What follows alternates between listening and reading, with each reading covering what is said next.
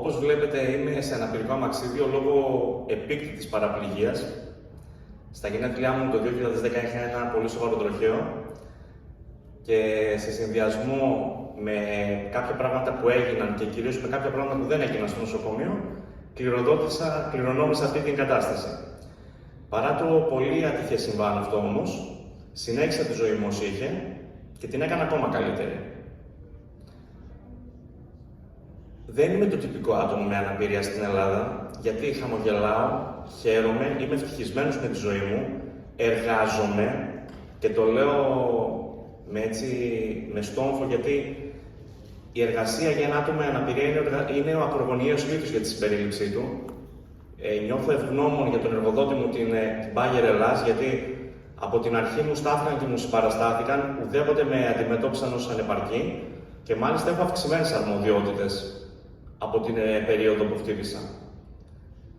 Δυστυχώς στην Ελλάδα, τα άτομα με αναπηρία ονομάζονται αόρατοι άνθρωποι. Γιατί επειδή πιστεύω ότι ταξιδεύουν στο εξωτερικό βλέπουμε παντού, τουλάχιστον τις ορατές αναπηρίες. Αναπηρικά αμαξίδια, λευκά μπαστούνια, σχήμους οδηγούς. Εδώ γνωριζόμαστε. Εμείς και εμείς είμαστε οι ίδιοι που κυκλοφορούμε έξω. Γι' αυτό το λόγο θέλησα να κάνω κάτι. Το Σεπτέμβριο του 2018 ίδρυσα μια συμβουλευτική εταιρεία, τη Μετάβαση Συμβουλευτική, με σκοπό να βελτιώσω τους δύο παράγοντες που κρατάνε εγκλωβισμένα στα σπίτια τους περισσότερους ανθρώπους με αναπηρία. Τις ελλειπείς υποδομές προσβασιμότητας και την νοοτροπία του κόσμου. Για μένα ο παράγοντας είναι ένας, ο άνθρωπος, γιατί και οι υποδομές είναι έργα ανθρώπων. Για τις υποδομές προσβασιμότητας κάνω συνέργειες και συνεργασίες με δήμους ανά την Ελλάδα, συνέργειες με υπουργεία, συζητήσεις στην Αθήνα με υπουργούς, υφυπουργούς, γενικούς γραμματείς για νομοθετικές ρυθμίσεις. Για το μείζον θέμα της νοοτροπίας όμως, το βάρος το έχουμε ρίξει στα παιδιά. Ενώ κάνω εγώ και οι συνεργάτες μου ομιλίες, εκπαιδεύσεις ενηλίκων, το βάρος έχει πέσει στα παιδιά, γιατί τα παιδιά είναι η ελπίδα για ένα καλύτερο αύριο. Γιατί είναι πιο εύκολο να διαμορφώσει τάση ζωής από το να αλλάξει τάση ζωής. Όλοι εμείς, ό,τι μυαλό ήταν να βάλουμε, το βάλαμε. Δεν αλλάζουμε γνώμη για κάποιο θέμα. Το 19 έκανα μια πρόταση στον πρώην Δήμαρχο Θεσσαλονίκης, την εκλεγέντα τότε, τον Κωνσταντίνο Ζέρβα, να δημιουργήσει μια θέση ειδικού συμβούλου για θέματα αναπηρίας και προσβασιμότητας, την οποία με περίσσιο ρομαντισμό την ανέλαβα μισθή. Ήθελα να γίνει τη Θεσσαλονίκη ένας τόπος φιλικός για τα άτομα με αναπηρία και γενικά για τα εμποδιζόμενα άτομα. Η αλήθεια είναι ότι στα 3,5 χρόνια που παρέμεινα, κάναμε πρωτοποριακά πράγματα για την Ελλάδα, αλλά δυστυχώς τα περισσότερα από τα έργα που εισηγήθηκα δεν υπήρχε πολιτική βούληση να εφαρμοστούν και παραιτήθηκα. Κατά τη θητεία μου στο Δήμο Θεσσαλονίκης είχα την τιμή και τη χαρά να είμαι δίπλα σε έναν μεγάλο αυτοδιοικητικό άντρα, τον Μίμη τον Φωτόπουλο, από τον οποίο έμαθα πάρα πολλά και για τη ζωή και για τη λειτουργία της τοπικής αυτοδιοίκησης. Και συνειδητοποίησα ότι ο πρώτος βαθμός τοπικής αυτοδιοίκησης, οι Δήμοι, μπορούν πάρα πολύ εύκολα να βελτιώσουν την καθημερινότητα των ατόμων με αναπηρία. Με δράσεις και έργα που δεν είναι κοστοβόρα, αρκεί να υπάρχει πολιτική βούληση.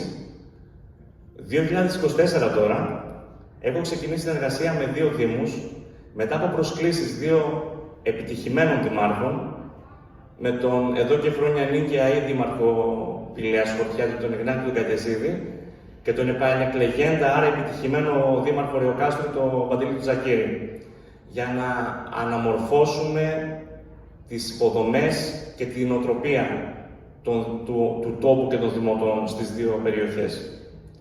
Πώς μπορεί ένας Δήμος να βελτιώσει την καθημερινότητα των ατόμων με αναπηρία στο πλαίσιο της συμπερίληψης? Θα σας πω κάποιες τρευλώσεις και τις λύσεις. Καταρχάς, πρέπει να συμμορφωθεί με τη διρεκτίβα του Εθνικού Σχεδίου Δράσης για την Αναπηρία. Το 2021, ο τότε Υπουργός Επικρατείας, νυν Υπουργός Εξωτερικών, ο Γιώργος Γεραπετρίτης, έκανε μια μεγάλη τηλεδιάσκεψη με όλους τους δημάρχους και μας ανέθεσε, γιατί εγώ συμμετείχα με τον Κωνσταντίνο Ζέρβα, μας έδωσε μια διρεκτίβα. Οι Δήμοι λοιπόν πρέπει πρώτα να τακτοποιήσουν τα του οίκου τους. πρέπει όλα τα δημοτικά κτίρια να είναι προσβάσιμα. Τα κτίρια που υποδέχονται κοινό. Προεξαρχόντων των σχολικών κτίριων. Γιατί πρέπει να διασφαλίζεται η πρόσβαση σε ένα παιδί με αναπηρία στην εκπαίδευση και η πρόσβαση στην εργασία σε ένα εκπαιδευτικό με αναπηρία. Δυστυχώς, πολλά κτίρια σχολικά δεν είναι προσβάσιμα. Το Υπουργείο Εσωτερικών το 2021 εξήγηλε και εφήρμοσε ένα πρόγραμμα χρηματοδοτικό μέσω του Φιλόδημος για τους Δήμους για την αποκατάσταση προσβασιμότητας των κτίριων αυτών. Δυστυχώς, πολλοί διευθυντές μη προσβάσιμων σχολείων δεν δήλωσαν συμμετοχή και τα κτίρια τους παρέμειναν μη προσβάσιμα. Το ακόμα πιο στενόχωρο είναι ότι ορισμένοι δήμοι δεν πήγαν στη διαδικασία να αξιολογήσουν τα σχολικά κτίρια ευθύνης τους, τα οποία παρέμειναν μη προσβάσιμα. Και τώρα, στις εκλογές του 2023, για πρώτη φορά, το Υπουργείο Εσωτερικών με εγκύκλιο υποχρέωσε τους Δήμους να κάνουν έστω προσωρινά έργα προσβασιμότητας και μπορώ να σας πω ότι τον Μάιο και τον Ιούνιο του 2023 με χαρά είδα περισσότερα εμποδιζόμενα άτομα από κάθε άλλη φορά να ψηφίζουν στις εκλογές. Μια άλλη στρέβλωση είναι οι μη προσβάσιμες υπηρεσίες. Πρέπει οι Δήμοι να κάνουν προσβάσιμες τις υπηρεσίες τους για τα άτομα με αναπηρία. Στο Δήμο Θεσσαλονίκης είχα εγκαταστήσει ένα τάμπλετ στην υποδοχή του Δημαρχείου για παράλληλη διερμηνία για τα άτομα με αναπηρία ακοής, σε συνεργασία με το Εθνικό Ίδρυμα Κοφών. Είμαι στην ευχάριστη θέση να σας ανακοινώσω ότι έχει ξεκινήσει η δημιουργία στο Δήμο Πηλαίας Χορτιάτη του πρώτου γραφείου εξυπηρέτησης ατόμων με αναπηρία και σύντομα θα γίνει και στο Δήμο Ρεοκάστρου. Ένα γραφείο στο οποίο θα πηγαίνει ένας δημότης με αναπηρία, επειδή ξέρετε ότι οι υπηρεσίες είναι κατακαιρματισμένες. Από το να στέλνουμε ένα άτομο με αναπηρία από υπηρεσία σε υπηρεσία, θα πηγαίνει στο γραφείο εξυπηρέτησης ατόμων με αναπηρία, εκπαιδευμένο το προσωπικό στην αποδοχή και υποδοχή και εξυπηρέτηση ατόμων με αναπηρία, ώστε να καταθέτει εκεί πέρα τα όποια έγγραφα και να διεκπεραιώνεται εσωτερικά η υπόθεσή του. Θα νομίζει κανείς ότι είναι προνομιακή αντιμετώπιση. Δεν είναι προνομιακή αντιμετώπιση. Είναι σεβασμός στις αυξημένες αντικειμενικές δυσκολίες ενός ατόμου με αναπηρία. Προσβασιμότητα στην αγορά. Τεράστια στρέβλωση. Υπάρχει ο νόμος 4067 του 2012 του Υπουργείου Περιβάλλοντος και Ενέργειας που προϋποθέτει για τη λειτουργία ενός καταστήματος, είτε εμπορικού είτε υγειονομικού ενδιαφέροντος, προσβάσιμη είσοδο. Και για τα δε υγειονομικού ενδιαφέροντος, αν των 100 τετραγωνικών, προϋποθέτει υγειονομικό χώρο. Ο νόμος καταστρατηγείται.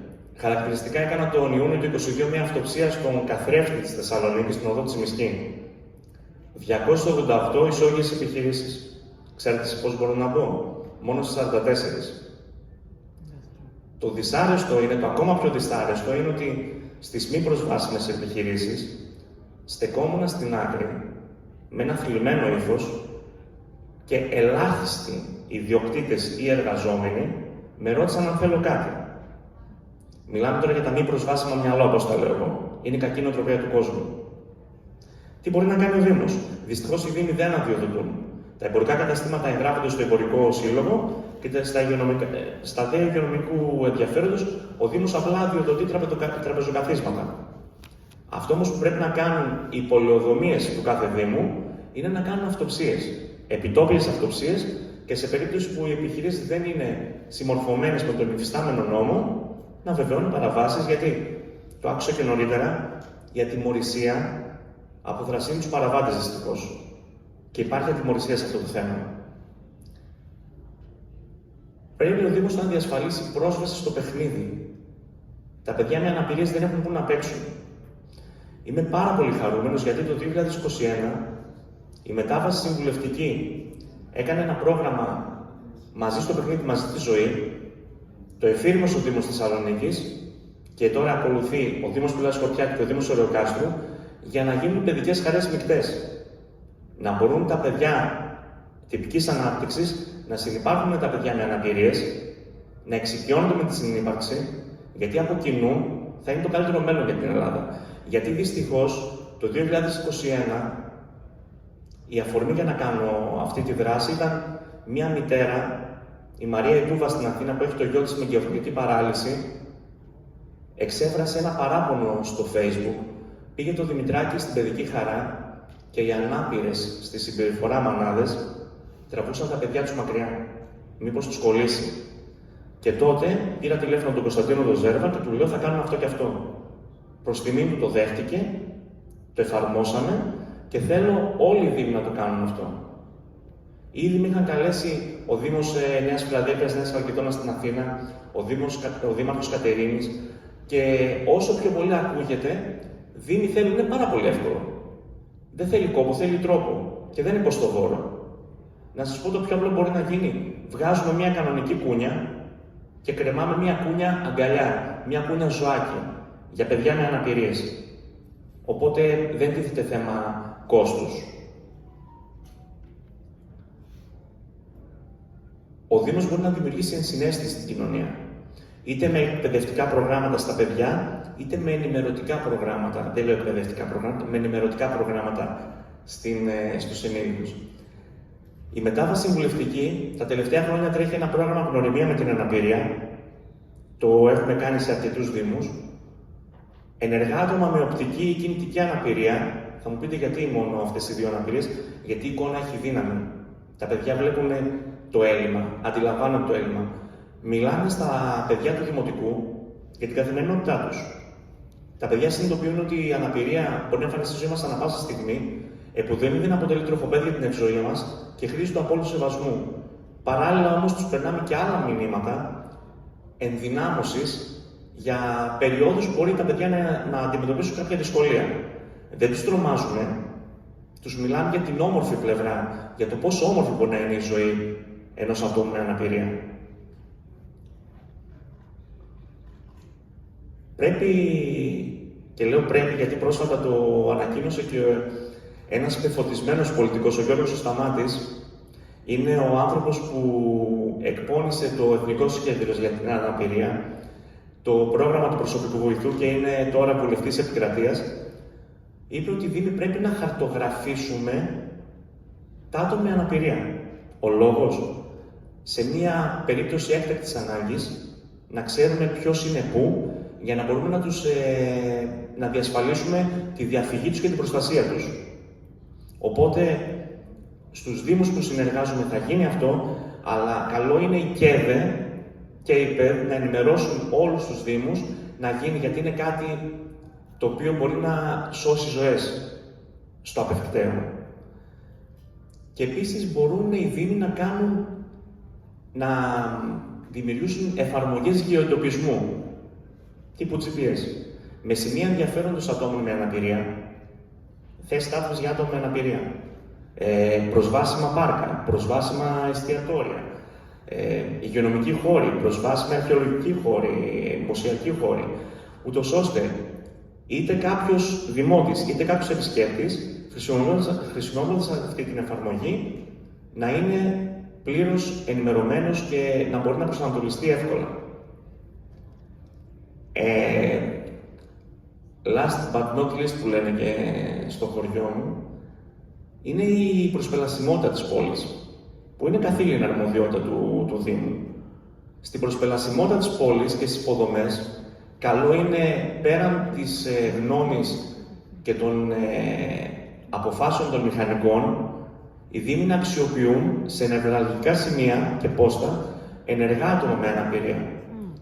Γιατί ένας μηχανικός θα οριοθετήσει και θα χωροθετήσει μια θέση στάθμης για άτομα με αναπηρία. Δυστυχώς όμως οι περισσότερες θέσεις είναι μη λειτουργικές. Γιατί είναι δίπλα σε κολονάκια, δίπλα σε παρτέρια, δίπλα σε κολόνες και δεν μπορεί να ανοίξει πόρτα. Δεν είναι λειτουργικές. Το 19 έκανα μια αξιολόγηση των θέσεων του Δήμου Θεσσαλονίκης και μόλις το 18% είναι λειτουργικές.